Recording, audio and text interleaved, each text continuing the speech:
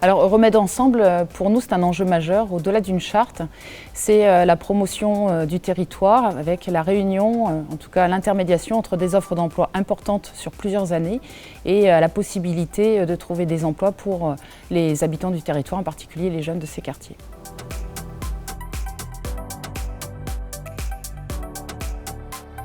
Nous avons décidé de maintenir cette 13e édition parce qu'elle rend service aux jeunes et parce qu'elle qualifie le territoire de Remède en matière d'emploi et de formation.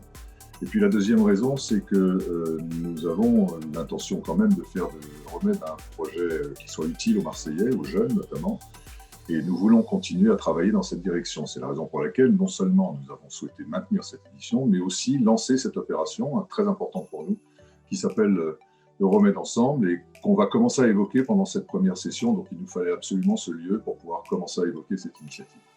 C'est une belle signature et c'est un gage de réussite comme ça l'est dans tous les projets, que ce soit des projets d'apprentissage, que ce soit des projets de construction, que ce soit des projets d'aménagement.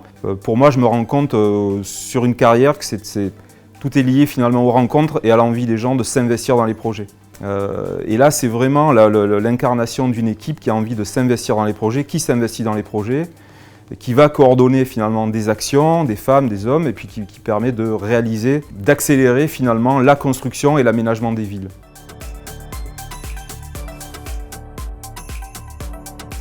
Nous avons la capacité de déclencher une activité économique qui sera elle-même une activité génératrice d'emploi et d'occupation en temps annuel. Et donc, par conséquent, il nous a semblé qu'il était très important que Remède s'engage sur son cœur de métier, c'est-à-dire faire un projet urbain et y faire participer le plus de jeunes possible à travers les métiers du BTP.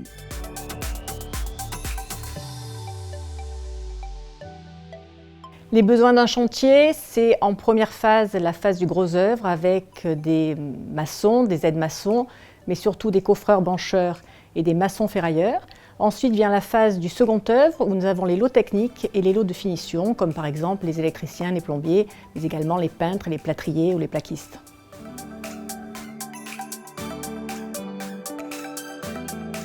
En formant, en préqualifiant, en qualifiant et en diplômant, la Fédération du BTP 13 a des outils à son service qui sont les CFA, les centres de formation des apprentis, mais également pour l'insertion, le GEC BTP 13 et Méditerranée, qui est un groupement d'employeurs pour l'insertion, et également une agence d'intérim pour l'insertion qui s'appelle BTP Emploi.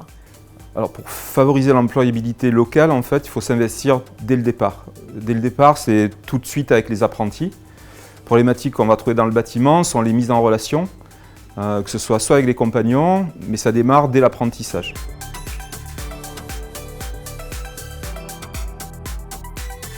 Hype, hyper hype. Le BTP n'est et ne sera jamais démodé.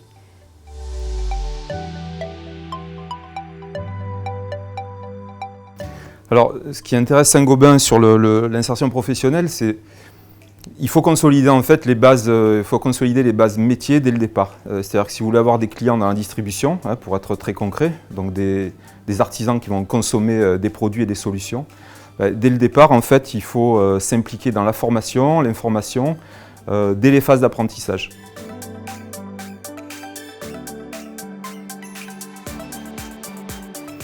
Alors, les métiers en tension chez Saint-Gobain sont les métiers des artisans. En fait, aujourd'hui, tous les métiers de la construction sont en tension. C'est la problématique, c'est pas de temps de construire, mais c'est de trouver des gens qui ont les compétences, des compagnons qui ont les compétences pour construire. Donc, ce sont tous les métiers liés à la construction, que ce soit de la conception à la livraison d'un bâtiment ou d'un ouvrage.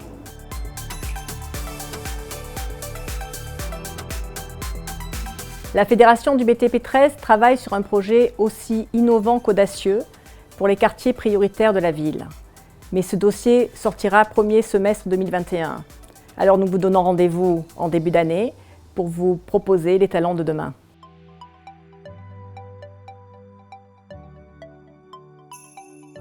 Déjà parce que nous déclenchons les opérations, donc nous savons comment lancer une opération et faire en sorte qu'elle occupe suffisamment de monde pour que des jeunes y trouvent leur place, des jeunes formés y trouvent leur place.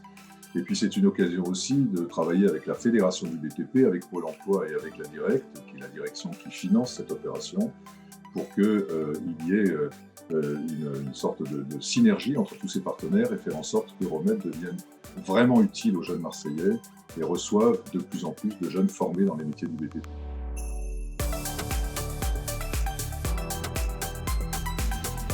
Euromed 2, je parle simplement d'Euromed 2, pour les 10 ans à venir, c'est 5 milliards d'investissements, dont 4 milliards d'investissements privés.